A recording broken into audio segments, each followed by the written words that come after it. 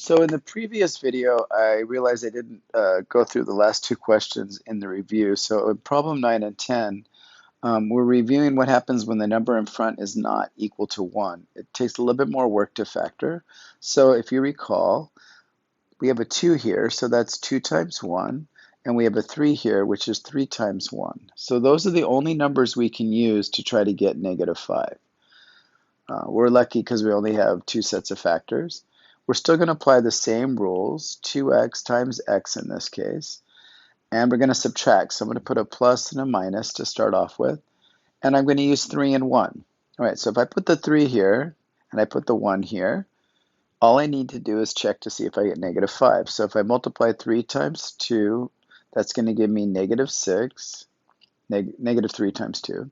And if I multiply 1 times x, I get positive 1x. And I got lucky. If I combine those, I get negative 5x is what I was looking for.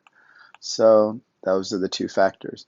If that hadn't worked, I'd have to switch around the signs or switch the numbers to see if I can get negative 5 in the middle. I'm not going to factor number 10 so easily. So you can see what it looks like when you struggle. So if we do number 10, we're going to start off with 3 times 1 gives me 3, so 3x and x. And to get 8, we can use 8 times 1 and 4 times 2. So let's start with the 8 and the 1. We are subtracting, so I'm going to add 8, and I'm going to add 1. Well, if I multiply 3 times 1, I get 3, and 8 times 1 is 8. And if I add 3 and 8 together, I get 11. So that does not work. I need 10 in the middle. All right, so I'm going to have to switch these. So let's try switching these. So now I'm going to put the 8 here. So I can already tell you that this isn't going to work.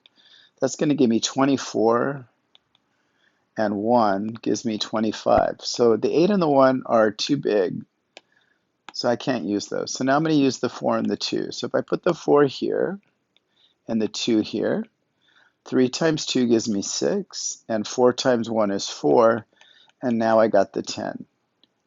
Now, I'm subtracting, right? So I made a mistake here. This is supposed to be negative 8 at the end. So one of these has to be negative. So I need to go back and switch one of these to negative. That would have been great if I could have added.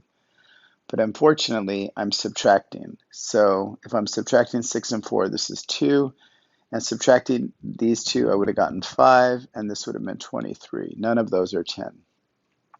So I'm going to keep going. You're like, Mr. Why? It's the fun of factoring. So 4, and now I'm going to put 2, and I'm getting close. If I multiply 4 times 3, I get negative 12, and 2 times 1 is 2, and that reduces to give me negative 10. And so I'm almost there. All I have to do is switch the sign here. And now this is going to be minus and plus, and that's going to give me positive 10. All right. I'm going to leave the challenge question for people to ask me during office hours. I'd be happy to go through it, but I'm not going to do it here in the video.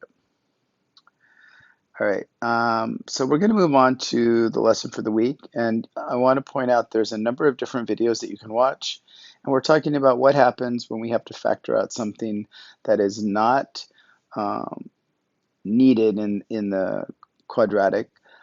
There's a way we can factor out to begin with.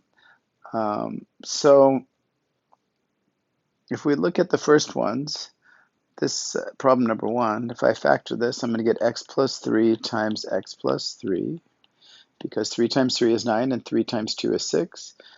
And if you recall, this is what we call a perfect square, so we could write it that way. And the second one, the factors of 14 that add up to 9 are 7 and 2. So those are 2 that we could write out. So if you watch this video here, you're going to see some practice on factoring when there's a number in front. So is there more than one factored form of this? And the truth is there is. The easiest way to factor this would be to take out the 3 because there's a common factor here. So if we factor out 3, we're left with x squared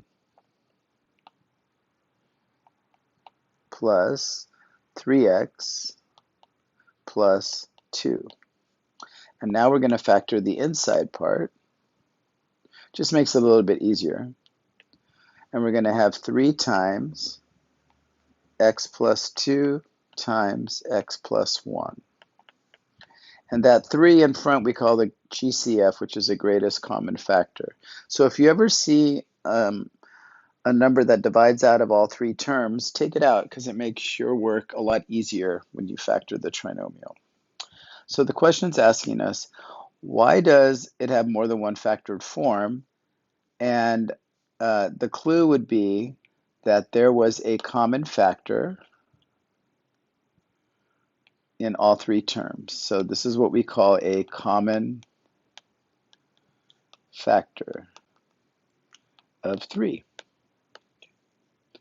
So to be completely factored, that's when we've taken out all the common factors and we've left it with no common factors. So if we look at this, we look at this expression, 10, 25, and negative 15 all divide by, that's right, 5. So if we take a 5 out, 10 divided by 5 is 2, 25 divided by 5 is 5, and 15 divided by 5 is 3.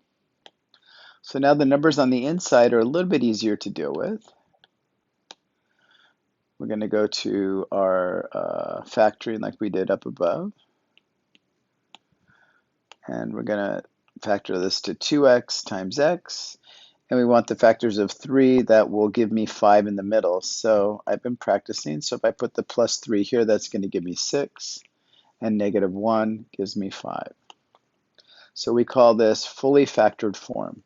Now, if I had factored it without taking out the 5, it would have looked like this, 10x minus 5 times x plus 3. And that actually works. That still gives me this expression. But you'll notice that the 10 and the 5 both can be divided by 5.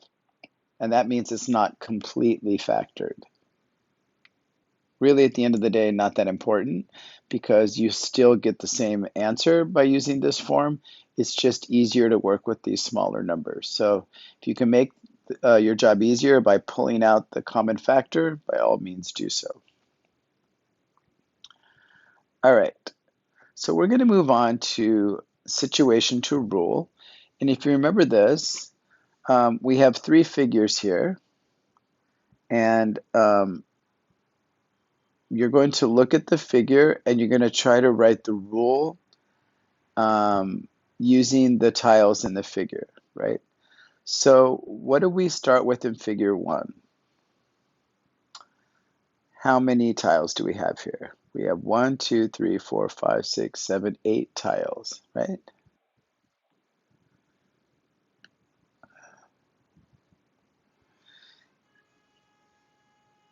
And in the next one, how many do we have? 1, 2, 3, 4, 5, 6, 7, 8, 9, 10, 11, 12, 13, 14 tiles. And in the next figure, we have 1, 2, 3, 4, 5, 6, 7, 8, 9, 10, 11, 12, 13, 14, 15, 16, 17, 18, 19, 20, 21, 22 tiles. So what's happening between the 3 figures? Well, from 8 to 14, what happened? Looks like we increased by 6. And from 14 to 22, looks like we increased by 8. So we want to know, we want to write a rule to represent the number of tiles in the next figure. So how could we figure that out? Well, if we start with our first figure, we're going to add 6, then we're going to add 8, and then what would our next figure be? What would figure 4 be? Well, we would add 10. And if we add 10 tiles to 22 tiles, our last figure should have 32 tiles, right? All right, so let's look at parabolas. We've done some practice with this in the past, and the nice thing is we can just plug in our numbers in order to graph. And so that's what we're going to look at in the next video. We're going to look at graphing parabolas and talking about intercepts.